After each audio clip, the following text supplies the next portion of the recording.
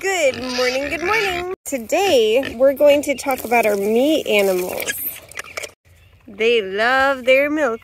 One thing that we really definitely want to get across is that we like our animals here. We carefully selected a really kind breed that would grow up kind of quickly so that as we feed them, they're able to be butchered in the same year. That their meat is really lean and really, really good. Now I understand that this makes some people very, very sad. And here's where I just have to be kind of bold and blatant, but meat has to come from somewhere. And here we're able to give them the best life possible and then raise them in a loving environment with good food. So a lot of animals that you see are crammed into like butcher shops or raised in tight quarters where they can't run at all. And it's really, really, really sad. And we like to give our animals more freedom, more life. And we give them not just grain, but other food too. And that helps their meat taste even better. In fact, I never liked pork, like ever. I only had it a few times, and whenever I did, it was really dry and just awful. And I was kind of nervous when we got pigs. I was like, well, we can sell all the babies, you know? But we kept one, and we butchered it, and this year we're keeping two. Because it's so good. We found a butcher that does amazing sausage, and even their pork, it's juicier and more tender and more flavorful than this dry, flaky meat. I'll never go back to store-bought meat, that's for sure. And the grain that we do feed them is non-GMO organic grain from a local mill, so we're able to support local business and give them a good home in the process. We also raise our own chicken, and you can see that there are ducks mixed in here, but these chickens have a few weeks left before we butcher them for their meat, and in the meantime they get to enjoy the grass and the outside. So they're not just crammed up in little holes eating grain all the time. They can eat bugs and grass and all sorts of things. But of course, we do feed them as well.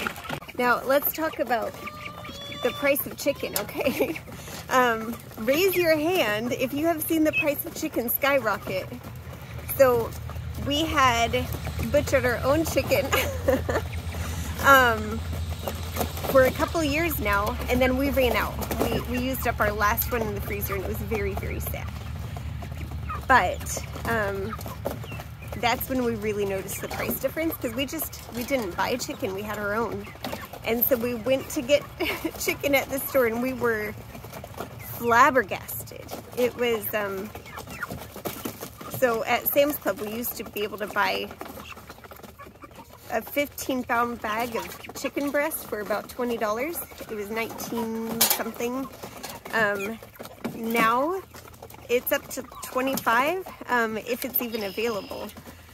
And we want our own chicken anyway. Our own chicken tastes better.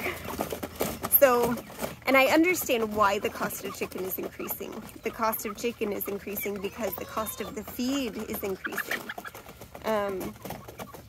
We used to spend about $10 a 50-pound bag for all of our animals' feed. Now it's up to about $15 a bag for all of the animals' feed. And that's a 50-pound bag. That stretches pretty far for chickens, especially when you have them free-ranging as well. But, no. So the story about the ducks, these are Muscovy ducks, and their meat is supposed to taste almost like beef, just that good.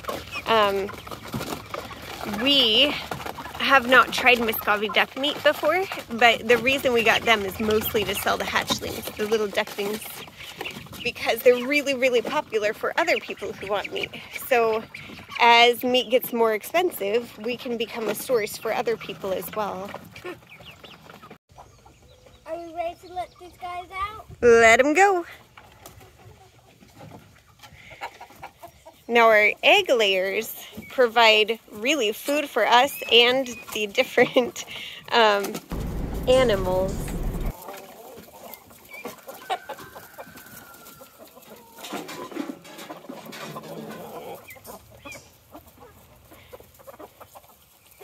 Oh, a little Silky came. That's great. Now, it was very, very hard to find the Cornish cross chicks this time. Now, these are the chickens that provide the eggs that we incubate to create other mate birds. These roosters are pretty mean, so we actually have a different plan for them. But we have 2 eggs in there, so that's excellent. I'll fill this up and pull it on over, and they'll be distracted while I get those eggs. Now you can tell just how tall this grass is. It used to be that the ground would be just bare earth. So now we don't even move them all the way. We just move them about halfway because they still have plenty to eat in there. But we want them to have fresh, clean bedding as well. All right, so the chickens were fed and they're about to be watered. You can tell they're really excited about that.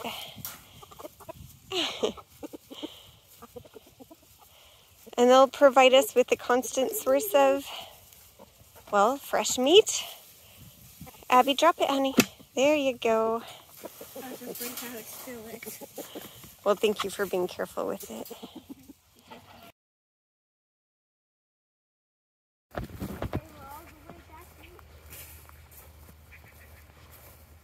Oh, maybe they don't want to come out. They have plenty in there, don't they? It's growing nice and tall. Hey goats, you want to come? They sure do.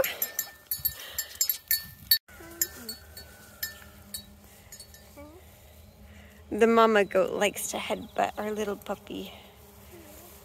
But she doesn't today, thankfully. Yeah, that is good.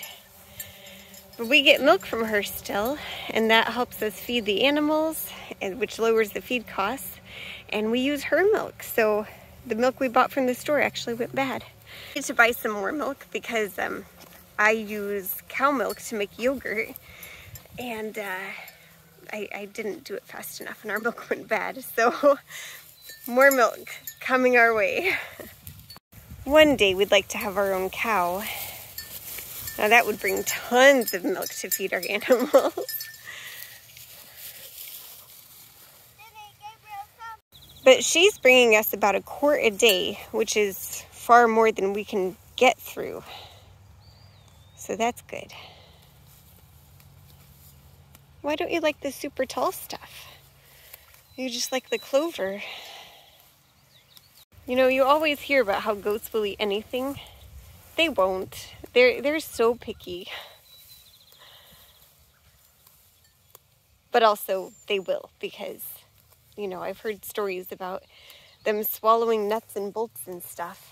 Who knows what they'll take. So I guess my point with the meat situation here on the farm is that unless you're vegetarian or vegan, you're going to be getting meat from somewhere.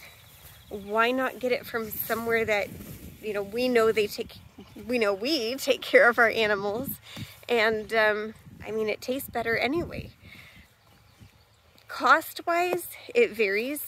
It'll help a lot that we're producing our own pigs and our own chickens for slaughter. So we're not buying those, but feed prices are going up. So scary times are coming, I think. But that's why we're trying to make our own place as self-sufficient as possible. Use the eggs to feed the pigs, use the goat milk to feed the pigs. We could even scramble up eggs and feed them back to the chickens. And then the goats eat all of this, which is just beautiful. I'll do a slow panorama for you.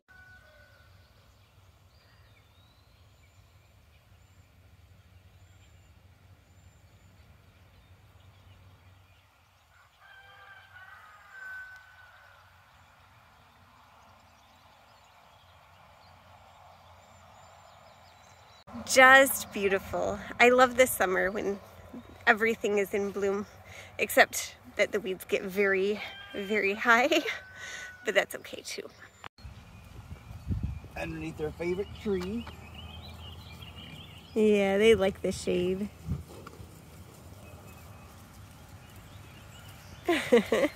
So one of these is a meat pig. This one with the cute little white socks. He's a meat pig, but he came in here and we haven't been able to separate him. But these are our two sows. One is registered and one is not. This one closest that Brandon is scratching is a registered sow. And we're hoping to have babies from her in the next month or two. This one here is not registered. She's a mix between Old Spot and Large Black. So we exclusively sell her babies as meat pigs. So she provides meat not just for us, but for other farms as well. And these pigs are so sweet. You can actually come up to this big old boar and rub him down and scratch him, and he absolutely loves it.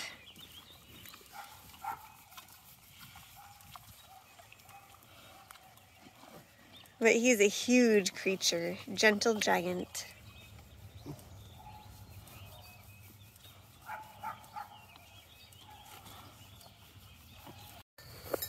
So we're bringing the goats back to their enclosure. And I realized we hadn't really touched on part of the reason we really want to keep these animals, even though the price of feed is going up, even though it's a ton of hard work.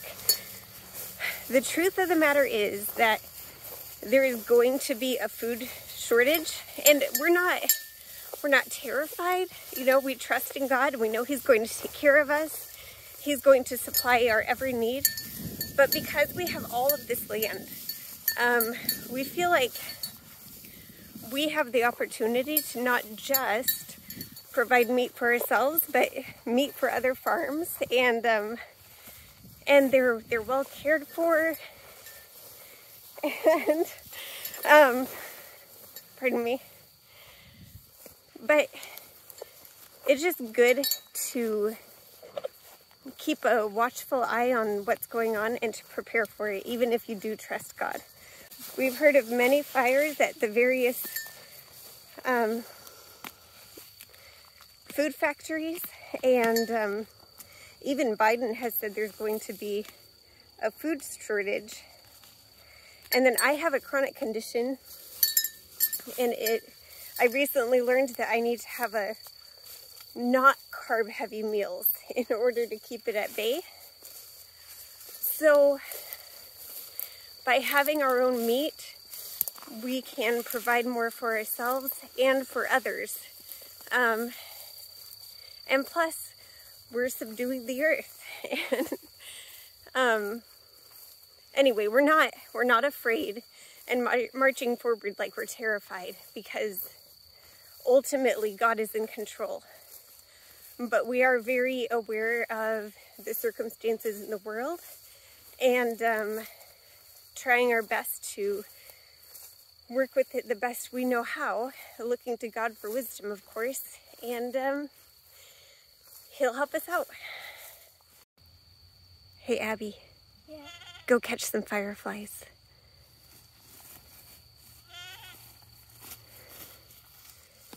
It's just beautiful with all the fireflies, and normally it's too dark for you to see them. I'm glad I'm able to share this. I caught one! You did? Let me see. Oh, you sure did. He's upside down. All right, well, it's starting to rain. Let's get back to the house.